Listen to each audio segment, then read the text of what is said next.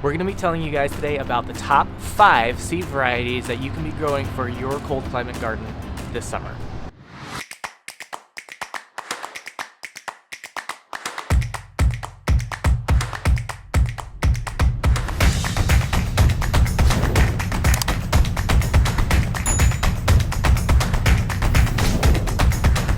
Joining me today to talk about the seeds is Tom from the Handy Homesteader YouTube channel.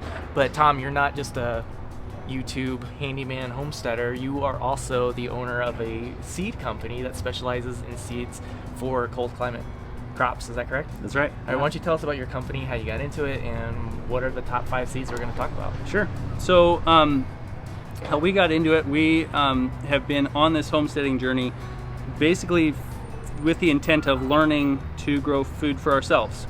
My wife and I got started into the seed business through a friend who started our company back in 2006 simply to provide Azure Standard Co-op with heirloom garden seeds. Back then they didn't have any on their website for sale, and she thought that they should. Her name was Farrah McGuire, and she had a family legacy of growing food in your family garden. Her great-grandmother, Mary Frances Keeley, is actually on the back of our seed packs.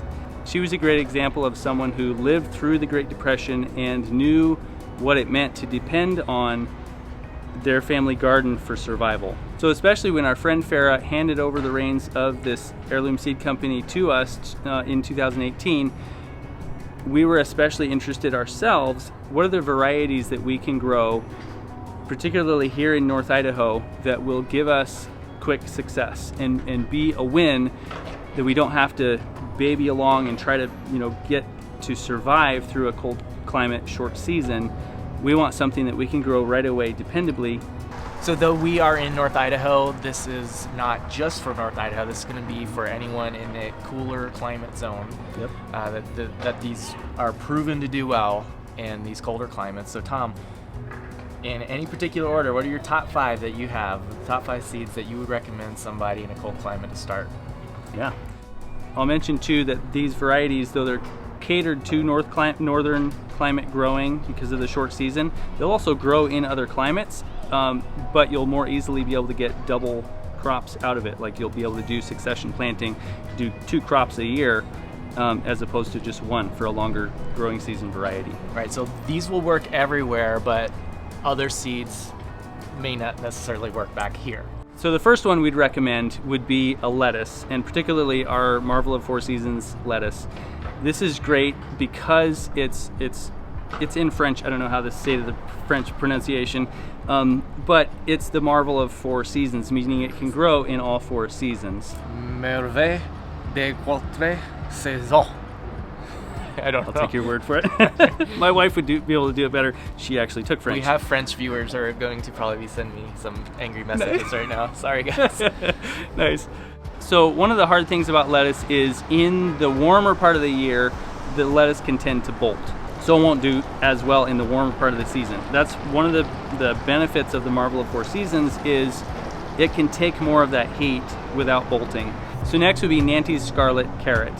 This is not your typical kind of long finger carrot. It's more of a short, stubby, fatter variety of carrot, but they really pack a punch in flavor.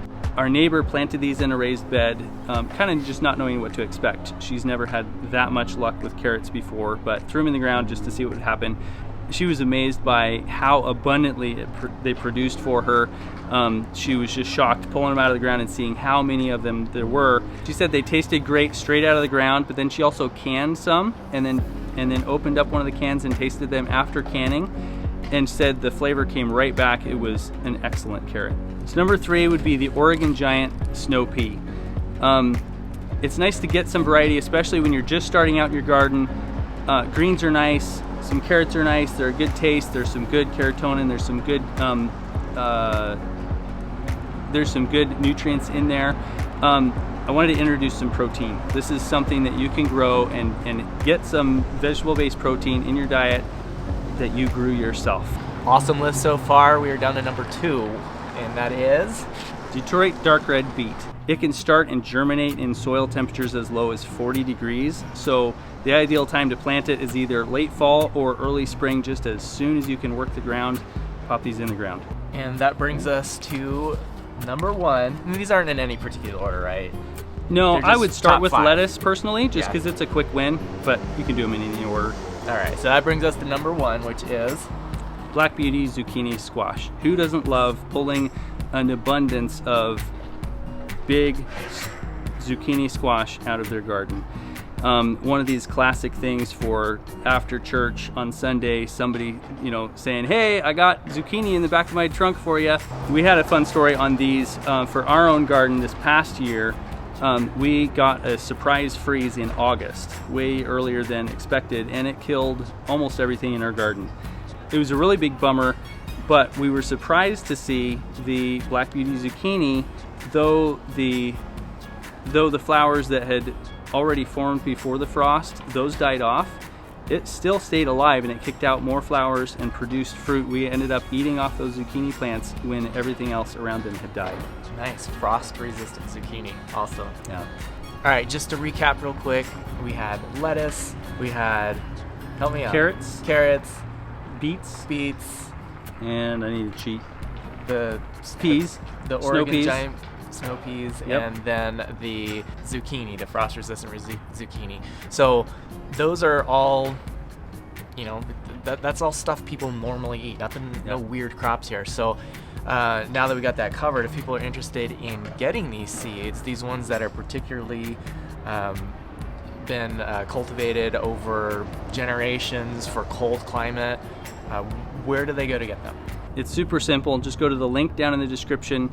There's actually a special coupon code that followers of the Grass-Fed Homestead can get 10% off your seed orders if you use that coupon code. So check down in the description for that link and the coupon code. And our company name is Heirloom Evermore Seed Co. And just so you guys know, that is also an affiliate link, which means I get a small commission if you purchase through that link. So not only will you be saving 10% on your order, I'll get a little kickback as well for sending business your way. So it's a win-win-win for everybody. So real quick, Tom, you also have a YouTube channel. Yeah. Can you tell us real quick about that and the name of it so people can find you on YouTube? Absolutely. So it's I'm called the Handy Homesteader because I combine my years of experience building, remodeling homes, inventing and fixing things, combine that with a passion to equip the next generation of homesteaders.